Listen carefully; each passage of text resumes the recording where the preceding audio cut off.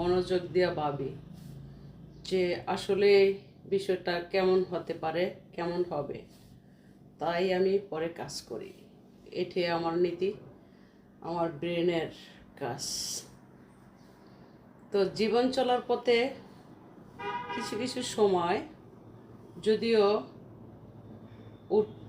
গায়ে আইসা কিছু জঞ্জাল পড়ে, সেই জঞ্জালটা সারাতে গিয়ে কিন্তু অনেকটাই পরিশ্রম হয়। প্রথম প্রথম হয়তো বোঝা হয় না, কিন্তু যখন বুঝতে পারে তখন কিন্তু জঞ্জাল গায়ে থেকে সরানোর জন্য অনেকটা পরিশ্রমী হয়। আর সরাতে গিয়া ও একটু মনের মধ্যে খটকেই লাগে। তো আসল বিষয় হলো কি, তাই বলা হয়েছে জীবনে কাজ করতে গিয়ে ভাবিও কাজ করো, কাজ করে ভাবলে কিন্তু শেষ পাওয়া যায় না। তো আমি যা কিছু করি কালসাপ থেকে দূরে থাকি।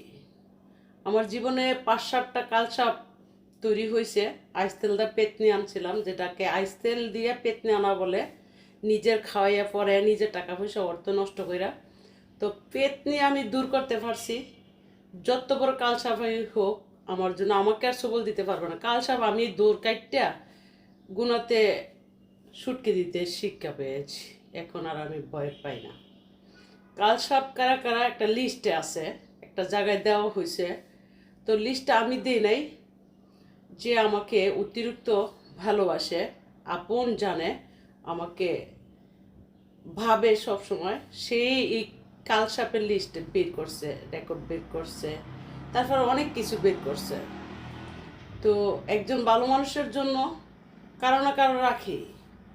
তো একবার ভালো মানুষটা যখন প্রতারণার শিকার হয়, পরবর্তী দিনে ভালো মানুষটা যখন জানতে পারে প্রতারণার শিকার হয়েছে, কিন্তু সে পা রাখতে খুব হিসাব কিতাব করে। কিন্তু আমার অভ্যাস তো দান দক্ষিণা সাহায্য করা। তো কিছু কিছু সময় আমি কিছু কিছু জায়গায় দান দক্ষিণা করি, যেটা আল্লাহর বিধাতার ইশারা, যে শত্রুকেও খাবার দিতে হবে যদি শত্রু না খেয়ে থাকে। তো সেই কাজটাই আমি করি মাঝে মধ্যে। তো আমার নিয়ে আমি ভাবি না, আমি ভাবি মানুষের জীবন পথ চলা কতটুকু সুন্দর হতে